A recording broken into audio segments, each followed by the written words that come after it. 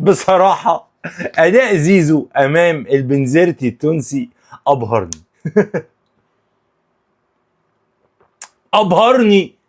اتفرج على أداء زيزو أمام البنزرتي. الفيديو قدامكم أهو. هو عمل أسيست بالمناسبة، بس هم مش جايبينه النادي الأهلي ب 90 80 مليون عشان يعرض. يعني تعريض ب 90 مليون مش كده يعني. والله بالونة وبتعرض ب 90 مليون.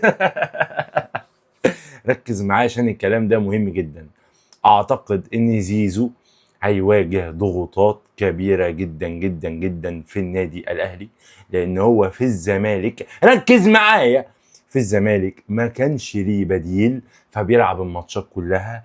اداء وحش اداؤه حلو، هو كده كده بيلعب، ولكن اللي هيواجهه في النادي الاهلي ان هو ليه بديل 2 و3. واعتقد ان المدير الفني الاجنبي ملوش علاقه بقى ان هو جاي من الزمالك وما ينفعش نحرقه، ولكن هو لو لعب 40 دقيقه بهذا الشكل هيخرج اول واحد في النادي الاهلي.